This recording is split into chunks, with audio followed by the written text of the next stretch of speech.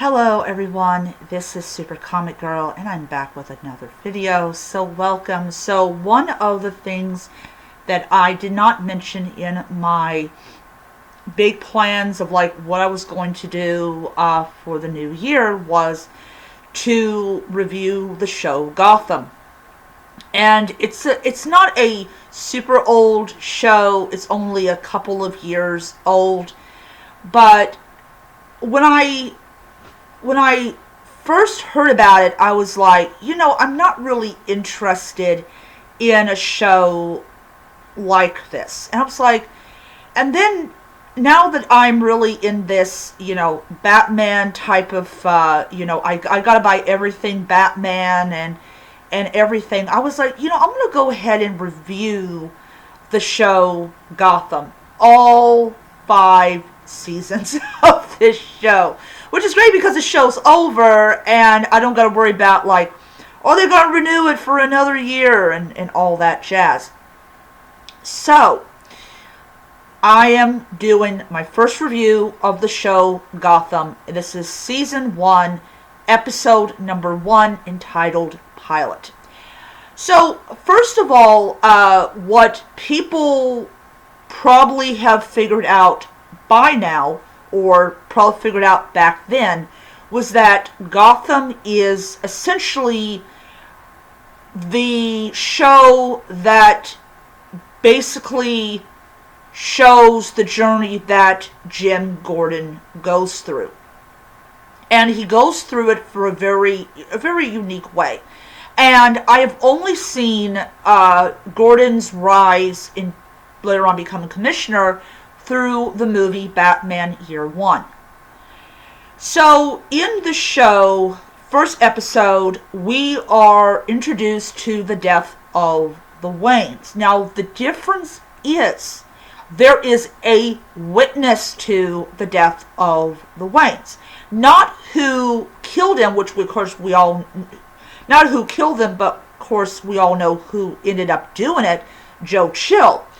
But we have a witness by the name of Selina Kyle. Now, you cannot tell me that it's not Selina Kyle. And so, she is there up above when the Waynes are murdered. Now, I am going to say this. I know for a fact that she was not expecting that when she went down that alley. But you can see in her face that she is absolutely horrified that somebody would kill 2 people in front of a little boy. Of course, the little boy, we all know, grows up to be, of course, Selina Kyle's main squeeze. So, Selina appears at a couple of points in this episode. And so, we have Bruce Wayne, who says that the man had shiny shoes. Now, he tells this to Jim Gordon. Now, Jim Gordon is a cop that is not corrupt. He is not a lowlife. He doesn't take kickbacks, all this type of stuff. And so we go and we have Bruce, who has been severely traumatized. And we later on find out in the animated TV show Harley Quinn that Bruce Wayne repeats this event over and over in his mind. So you kind of have that context. Like if you've watched the episode where Harley Quinn finds out that Bruce Wayne is Batman, you can pretty much guess that Bruce Wayne is constantly repeating this moment over and over in his mind. So you can pretty much say, yeah, he's got post-traumatic stress disorder because he witnessed something that caused his psyche great distress. Wayne Manor is absolutely beautiful. I just could not get of how beautiful this manor is. And I don't know if it's been featured in other TV shows or movies, but this place is beautiful. The wood is rich and vibrant. And it's really kind of this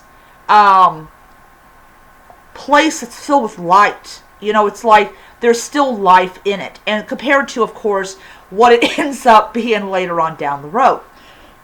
And then we have the actor who plays Alfred Pennyworth, who is absolutely, absolutely stellar in this episode. So, we're introduced to the Penguin. We're also introduced to Ivy. Now, we can pretty much get a very good idea that this actually is the girl that will grow up to be Poison Ivy. So, you've got two of Batman's rogue villains before they become notorious as Batman's rogue villains. So you have Ivy and you have Oswald Cobblepot, who of course snitches on Fish Malone, or is it Fish? Yeah, Fish. Who of course is just as corrupt as Harvey Bullock. And I'll tell you something, Harvey Bullock is much of as a jackass in the show as he is in the animated series. I have a coworker who has watched all 5 seasons of the show, and he said that they matched their DC counterparts very well. We also find that Ivy's father got framed. So the reason he got framed was because they wanted to look as though they were doing something. So hey, let's just kill somebody. You can tell in the show that the Gotham Police Department is very corrupt. They don't care about people's civil liberties. They will literally beat someone. There is a guy who wants his pills, and when they finally get him, they beat the living shit out of this man. The man is probably a mental patient. We're also introduced to Jim Gordon's fiance named Barbara. Now, if they have a child together, I don't know if the child is going to be named after the mother. Barbara,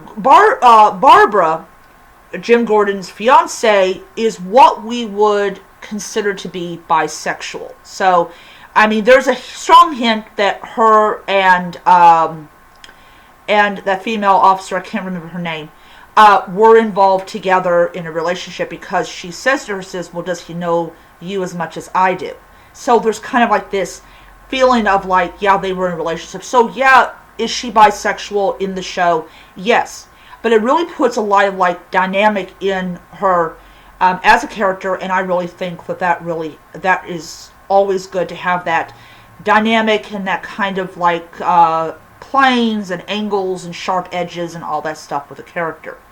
She truly is worried about Jim, and she shows that. We also get a glimpse at the very end of the episode where, first of all, Jim pretends to kill Oswald Cobblepot because he figures if he makes it look as though he killed him, that everything will be good. And thankfully, Jim's not a cold-blooded killer, and Oswald definitely is going. I really think that Oswald's not going to forget that anytime soon. One of the things that we notice very early on towards the end of it, is Bruce is trying to learn how to conquer his fear. And by standing on the precipice of his house, that kid's got some guts. And he tells Jim, I'm learning how to conquer my fear. That will become very important when he becomes Batman. So overall, I really did enjoy this episode. I really think that Gotham really did have something for Batman fanatics. Like, this literally is Bruce Wayne's journey into becoming Batman, but I think we're going to get more of Jim Gordon, because it also is Jim Gordon's journey as well, and I really think they're doing a great job. I love the actor who plays Jim Gordon. He is so awesome. And he doesn't realize that the little boy that he shook hands or got his badge from, he is going to become good friends with him. I mean, really, really good friends. And, Bruce handing his badge back, basically telling him, hey, try. But Bruce is not upset that his parents' murderer was not killed. He says, I'm going to meet him again. And this time it's going to be in a cowl with pointed ears and a cape. So overall, enjoyed the episode. I'm going to go ahead and watch episode number 2. I am going to take my time with this. I am going to release 2 reviews of Gotham per week, and I am just really hyped about going more into this world and everything. So I am going to let you guys go. Hope you guys have a great day. Until next time, keep reading your comics. Bye.